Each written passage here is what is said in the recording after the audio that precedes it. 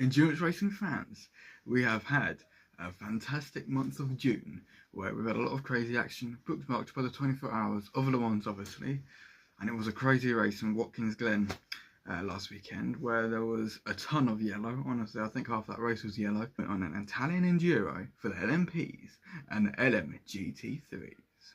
Green will be the next question.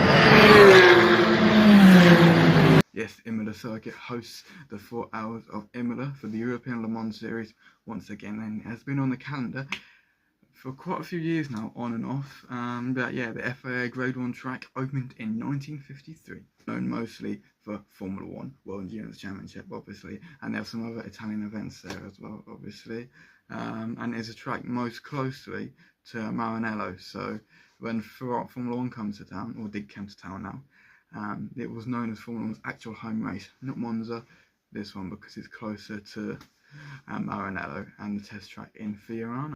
Like I say, Imola has been on and off with the European Le Mans Series, but it debuted back in 2013 all the way to 2016.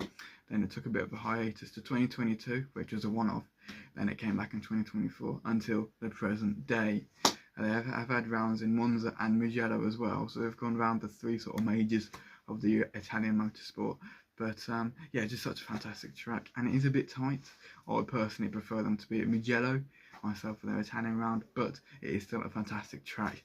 And even though I can't get a handle of it in the F1 games or any other game that I've played it at, it's still a fantastic track, and it really sort of means that you've got to stay at the front sort of thing, a bit like a Suzuka, where it makes a qualifying matter even in endurance racing, because you know it gets so tight, and there is a multi-class element of that as well, as we see with World Endurance Championship as well. Like I say, it's a grade 1 track, and it is 4.9 kilometers of 3 miles, 3 mile conversion there. It's 19 turns to be precise, and the race lap record is Lewis Hamilton back in 2020 in that gorgeous Mercedes W11 car, in 1 minute 15 seconds, 0.484. So yes, and then lockdown COVID year there. But yes, seeing as we've done the track profile now and sort of figured out what's what in terms of Imola World, it's time to see what happened last year, the last time European Le Mans Series raced on Italian soil. In the top line LMP2 class, it was the number 48 VDS Panis Racing that took the win of 126 laps led over the course of 4 hours there. The number 43 Inter Europol finished second, and the number 25 APR finished third on the podium overall. Your Watkins Glen winners, AO by TF99, the Spike car, won with 125 laps. So if they could complete that race and defend it once again, they would have won back to back after winning Watkins Glen for the first time that they've actually won this year, and it was Spike in Watkins Glen, so that was good to see. But also the number 77 Proton competition car was second in LMP2 Pro-Am, and the number 20 APR was third. So both of the APRs third in their respective categories in LMP2. Then we have the final prototype category of the day, then LMP3, the sort of step up into prototype racing. They're only about 4 or 5 seconds faster than the LMGT3s, but it is a good baseline for people who aren't that used to prototype racing. It was a number 17 CLX Motorsport with 118 laps completed, with the 31 Racing Spirit of Le Mans car in second, and the number 11 Euro International car finishing third.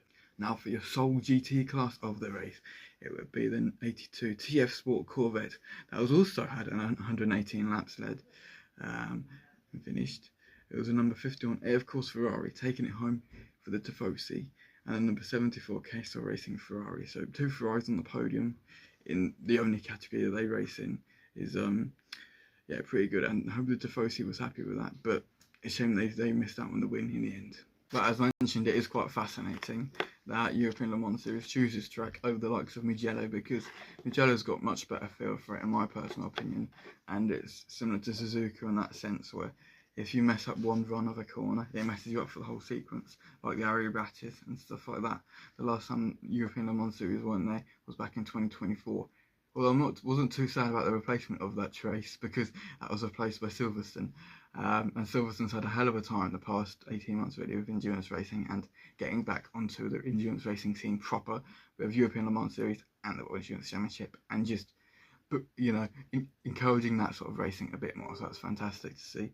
But I'm really looking forward to it. I'm not too sure how much of the race I'm going to watch, because I feel I may be busy, but yes, it'll be very fascinating to see, and hopefully AO can get another W, the second in 2 weeks. That would definitely be very great. But these races are never straightforward to win, and definitely endurance racing enhances that sort of reality. But it'll be very fascinating to watch the European Le Mans series, and it's great to see them go at it, no matter what. And it is free to watch them, actually, even though people think they're going to be on a paywall now. They haven't. That's just the World Endurance Championship. You can watch them and the Asian Le Mans series, if that's actually going to happen this year or not, on the app for free, or on the website now, because the app's down, at least for myself anyway.